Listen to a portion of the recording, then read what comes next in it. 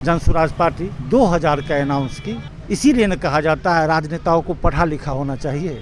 या 2000 बोले तो हमारे तेजस्वी जी 2500 बोल के दिखे।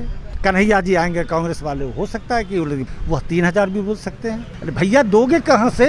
अभी 2500 रुपये वाला जो योजना है, जी। इस तरह की योजनाएं मतलब एक तरह से पूरे सिर्फ बिहार ही नहीं पूरे भारत में देखने को मिल रही है। अभी कुछ दिन पहले झारखंड का चुनाव हुआ था, उसमें भी कुछ इस तरह की योजनाएं थी। दिल्ली का चुनाव हुआ है, उसमें भी कुछ इस तरह की योजनाओं की चर्चा हुई थी। तो इस योजना पर आप क्या कहना चाहेंगे जो तेजस्वी यादव जी ऐलान कर रहे हैं 2500 रुपये महिलाओं को देने का? क्या ये संभव है? राजनीतिक हलचल के माध्यम से मैं बिहार के तमाम वर्ग, दल, जाति, धर्म, मजहब के तमाम लोगों से मेरा सवाल है, यह बात तभी क्यों उठता है जब कभी चुनाव पास हो। 5 साल आपके हिस्से में देने की बात है। इंदिरा आवास दें, शेड प्रावधान दें, सड़क दें, शिक्षा दें, सुरक्षा दें, खाद्य आपूर्ति की व्यवस्था करें। यह सब चुनाव के बाद के 5 सालों में आपको हमको जो सशक्त देने वाले राजनीतिक दल हैं, जिन्हें देने का हक भी है, उनके माध्यम से मिलता क्यों नहीं? यह सवाल अक्सर चुनाव से पहले की रणनीति का हिस्सा क्यों? प्रशांत और प्रशांत की पार्टी जन स्वराज पार्टी 2000 का अनाउंस की। इसीलिए न कहा जाता है राजनेताओं को पढ़ा लिखा होना चाहिए। या 2000 बोले तो हमारे तेजस्वी जी 2500 बोल के दिखे। कन्हैया जी आएंगे कांग्रेस वाले, हो सकता है कि पढ़े लिखे हैं, मैं उनका सम्मान करता हूँ, वह 3000 भी बोल सकते हैं। अरे भैया दोगे कहाँ से?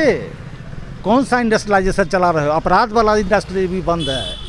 ठीक है, आपने इस बात को कहा तो यहाँ पे एक बड़ा सवाल उठता है लोगों के बीच, और अक्सर ये चर्चा का माहौल रहता है लोगों के बीच कि एक तरफ प्रशांत किशोर कहते हैं कि तेजस्वी यादव का जो ये 2500 रुपये वाला योजना है, ये संभव ही नहीं है, कोष में इतना पैसा ही नहीं है कि लोगों को दिया जा सके। और दूसरी तरफ वो कहते हैं कि हम बुजुर्गों को 2000 रुपये पेंशन देंगे। तो ये कैसे संभव है?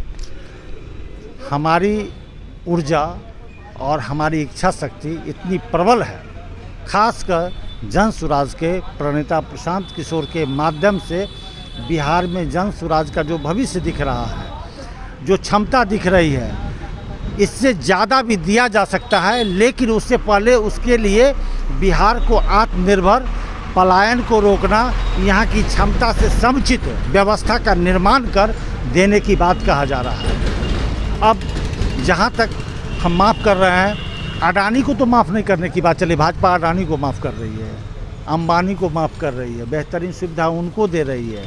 मेरा मानना है कि प्रशांत सर जो 2000 वृद्धा पेंशन और इस तरह की लोगों को सहयोग देने की बात जो कर रहे हैं, उससे ज़्यादा अपराध पीछे के राजनीतिक दलों के द्वारा, सरकार के द्वारा जो शोषण किया जा रहा है, उसी कोष से उसकी भरपाई हो जाएगी। हम वृद्ध होने वाले लोगों के संख्या को मल्टीप्लाई 2 से करके देख रहे हैं। यहाँ का क्षमता सड़कों पर बिखर रहा है।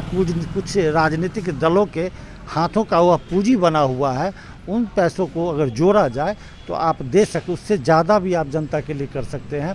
इन तमाम व्यवस्थाओं पर बारीक पहल और व्यवस्थित जानकारी के साथ यह रणनीति बनाकर यह बोला जा रहा है। सीधा चुनाव को देखकर और अपने परिवार में बेरोजगार राजनीतिक कार्यकर्ताओं को देखकर, उसके पुनर्निर्माण को देखकर यह बयान नहीं दिया जा रहा है। उथलेपन का बयान राजद या कांग्रेस या भाजपा जदयू के बिहाफ में आता हो रहा होगा, क्योंकि दिख भी रहा है कि बहुत बेहतर कार्यक्रम नहीं चलाया गया है।